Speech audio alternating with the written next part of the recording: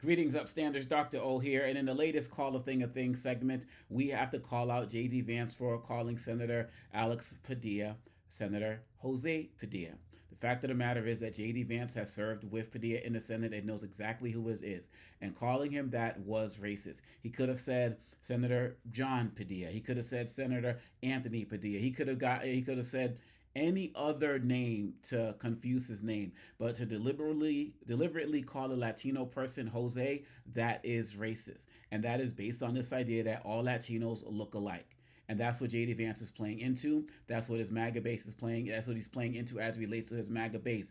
And people have spent too much time trying to sugarcoat and coddle these folks and not call a thing a thing. And that is problematic. When I hear people talk about how to engage MAGA, how to turn them Democrat, how to get them voting, I hear all of these things about, well, we have to be gentle to them. We have to be nice to them. We can't call them deplorable like Hillary Clinton did. If somebody commits a deplorable action, their action should be called deplorable. Period. Bottom line. Not sure. People could say she categorized the whole group, but what would you call 1,500 insurrectionists and their actions? I call that deplorable, and their actions are indeed that. What J.D. Vance did as vice president to call him to call Senator Padilla Jose Padilla, it was ignorant and disrespectful.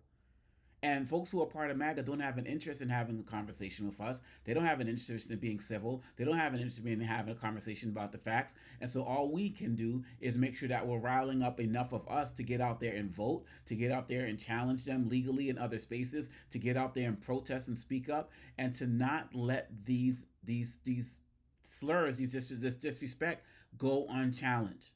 Fact of the matter is that people just call so many people Latino who are Latino Jose because it was basically saying, forget where you're from. You ain't from Ecuador. You ain't from Venezuela. You ain't from Mexico. You just Jose. Period. Bottom line. And I remember when I was growing up, a lot of people who are Latino, who I would see, who would go by Jose, they would say, just call him Joe. Or they got called Joe enough that they just said, forget it. Same thing with some of the Chinese families that I saw growing up when I was younger. They would have these beautiful names and they would say, no, I'm Emily, I'm John, so on and so forth. And for me, being Congolese American, people would say, I can run down a list of all of my brothers and the names that they were given by other people or names that we chose ourselves, just to feel like we wanted to fit into people with people. People would just call me, oh, I didn't ask them. I didn't give them permission to it. They just started doing it. So we grew up in a culture where everything was about assimilating, forget your culture, forget your language. And J.D. Vance comes from that time period as well. And all y'all who are out there saying, oh, he can't be racist, his wife is Indian or Indian American, I literally don't know if she's a continental Indian born or American Indian born. I just don't know off the top. So please don't think I'm going anywhere with that. But oh, he's married to her. Look at their children. So what? This is what I'm talking about as it relates to the ignorance of America's racist history or racism in general. The idea that people can't be married to somebody of a particular race and still be racist and disrespectful towards that race. Now, I haven't seen him say much about the Indian American community, but the fact of the matter is, people say, well, he's married to a brown person. It does not matter. You can have people who are married to somebody of a race and go out there and be as ignorant as belligerent. You can see these stories of some of these white cops who might be married to a black person and go out there and still bash black folks' heads in.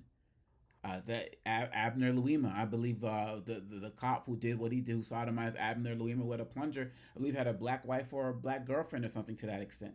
So if you don't understand that history, how people can be racist but still have special carve outs of people they think are cool or right or civilized or credits to their race, then you don't fully understand history.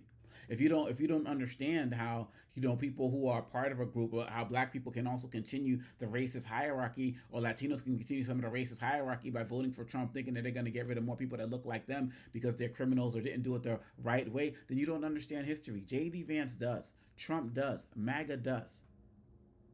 And so to sit out there and call a respected senator, Alex Padilla, and call him Jose right there in his own city, it just shows who these people are.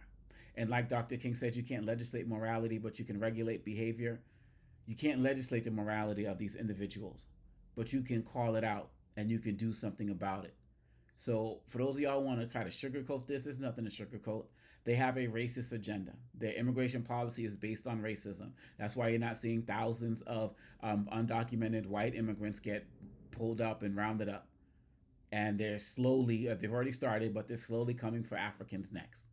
Slowly. But we know that it started. And so if you're not going to call the thing a thing, if you're not going to get out and protest and call this stuff out, this is how it persists. And everybody, say, "Oh man, back in the civil rights day, if I lived, I would have been doing this. Back in slavery day, I would have been doing this." You've been doing the same thing you're doing right now. And for many of y'all, it's nothing. At the very least, call a thing a thing. Call out J.D. Vance for his deplorable racist action against one of his former colleagues in the Senate.